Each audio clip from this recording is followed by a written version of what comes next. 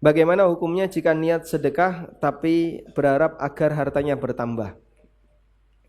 Kemarin di Daurah Malang disampaikan oleh Syekh Sulaiman Ar-Ruhaili tentang masalah niat seorang hamba ketika beramal untuk mendapatkan harta.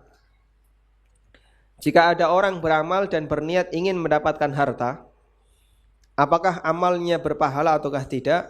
Kata beliau dirinci oleh para ulama. Yang pertama, untuk amal yang dijanjikan pertambahan harta, maka boleh bagi dia ketika beramal sambil ada keinginan untuk mendapatkan harta. Seperti perang. Perang dihalalkan oleh Allah untuk mendapatkan apa? Ghanimah bagi mereka yang menang. Sehingga bagian dari motivasi untuk kaum muslimin yang perang, nanti kamu kalau menang, kamu bisa mendapatkan ghanimah. Dan bahkan Allah Subhanahu wa taala memberikan janji kepada para sahabat. Wa maghanima katsiratan gimana? Fa'ajjala lakum hadhihi. Dan ghanimah yang banyak yang Allah janjikan, Allah segerakan dalam bentuk perang ini, yaitu perang Khaybar. Allah segerakan kaum muslimin untuk mendapatkan ghanimah yang banyak sekali ketika peristiwa Khaybar. Karena mereka mendapatkan kebun kurma yang luas, luar biasa banyaknya.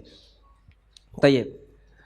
Kemudian yang kedua, amal yang di situ tidak ada janji dunia. Seperti sholat, puasa, kemudian apa lagi? Misalnya membaca Quran, baca sholawat dan seterusnya. Maka beramal seperti ini ketika diiringi dengan harapan dunia, amalnya menjadi tidak ikhlas karena Allah Subhanahu wa taala dan tidak ada nilainya.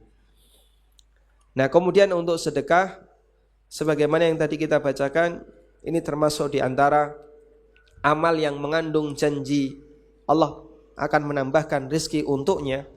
Maka insya Allah tidak jadi masalah ketika ada hamba yang bersedekah kemudian berharap semoga nanti diganti oleh Allah yang lebih baik. Sebagaimana doanya malaikat di pagi hari, Allahumma a'ti munfiqan khalafa.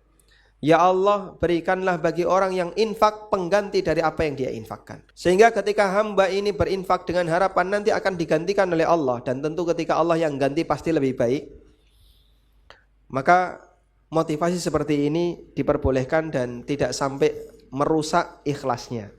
Penjelasannya begini, Allah kasih motivasi berarti memiliki motivasi itu boleh enggak? Mengejar motivasi itu boleh. Misalnya ya, saya janjikan kepada kamu kalau ingin mendapatkan uang sekian lakukan ini. Tapi enggak boleh ketika kamu melakukan ini berharap mendapatkan uang sekian ini. Berarti kan janji ini sia-sia saja. Terus ngapain kok dijanjikan? Sementara kita tidak boleh ada keinginan untuk mendapatkannya.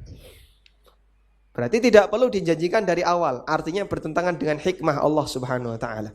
Dijanjikan berarti boleh diharapkan. Makanya para ulama mengatakan orang beramal dengan berharap ingin dapat bidadari, boleh enggak? Hah? Meskipun istrinya cemburu, enggak jadi masalah. Orang beramal dengan harapan ingin mendapatkan surga, silahkan, boleh-boleh saja. Kenapa? Karena ini dijanjikan oleh Allah. Dijanjikan berarti boleh diharapkan. Kalau dijanjikan tidak boleh diharapkan, berarti janji Allah sia-sia. Dan itu bertentangan dengan hikmah Allah Subhanahu wa taala. Wallahu a'lam.